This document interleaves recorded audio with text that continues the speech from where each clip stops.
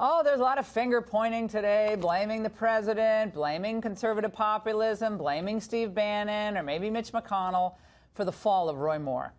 The truth is, the race had zero to do with substance and everything to do with salacious allegations and a deeply flawed candidate.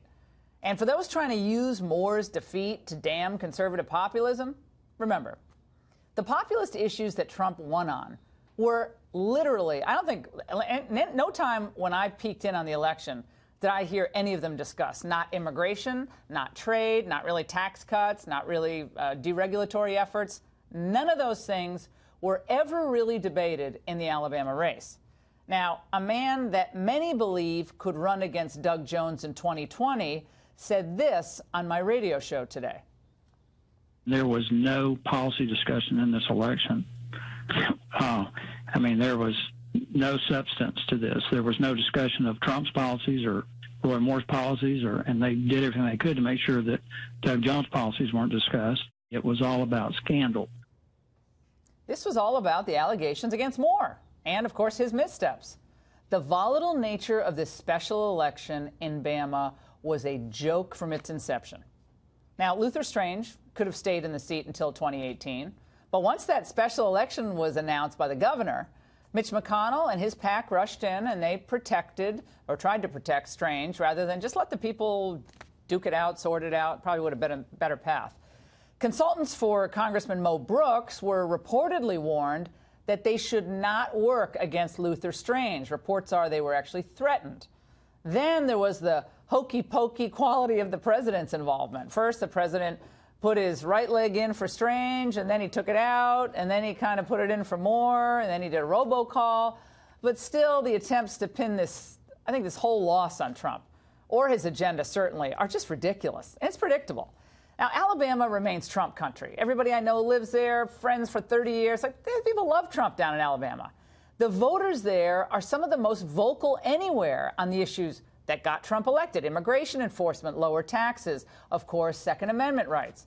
And the bottom line is they just didn't like Roy Moore, the man, by the way, who lost the governorship there twice, and including coming in fourth against Robert Bentley, who was not exactly, Ronald Reagan in his personality or approach. Look, as Matt Drudge tweeted last night, just too much crazy and nerve-wracking times. There is a limit. Well, I agree with them. And I think the pinball machine hit tilt, and Alabamans just wanted the game to end, wanted it over. And also, Trump didn't win by being like Roy Moore. Remember, thinking back on the election, when you look at Roy Moore, you look at Trump and their approach, they are very, very similar. Trump was all about making America great again. Roy Moore was kind of about making Alabama grimace again. Now, here's the lesson for Republicans. You cannot fight everyone at once. You just can't. You can't take on the Democrats, the media, the entertainment industry, and the establishment of your party unless your candidate has the money and the bravado and the media savvy to win. That's what Trump did. But it's a rare skill set. Not many people have it. And that kind of hand-to-hand political combat demands candidates who are fearless, and they're unafraid to do interviews a month before an election. And I don't mean with a 12-year-old reporter, okay? You got to be able, if you're afraid of Good Morning America, you're probably not going to be able to beat your Democratic counterpart. And the other takeaway, by the way, is the critical need for Republicans to engage minority voters, especially in parts of the country that are traditionally hostile to the brand of the GOP. Think about it. In Alabama, 30% of the electorate were black voters, surpassing turnout for Obama and Hillary. So the GOP needs to reach out to this community. And we've been saying this, frankly, since Trump was inaugurated. Keep doing those kind of campaign-style events. Because remember when he went to that black church in Detroit during the election? You know, the people there, a lot of them probably didn't really agree with him. Maybe didn't even like him that much. But I'm telling you, you show up and you talk to voters, and they end up respecting you more. They know that you cared enough to show up just to hear their concerns. Republicans have to do this across the country. And then today at the White House, by the way, the president announced a black pastor to talk about his tax plan and what it can actually end up doing for the black community. This was good.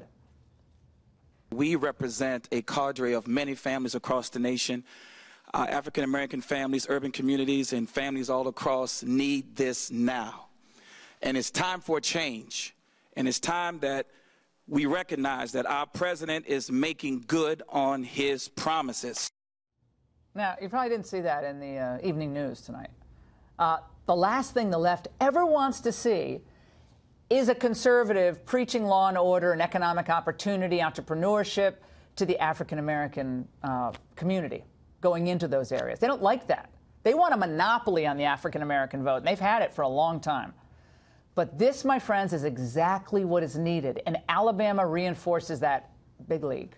Well, I think the president gets it, though. So let's hope the Alabama race serves as a bit of a wake-up call to the rest of the party before the midterms, and that's the angle.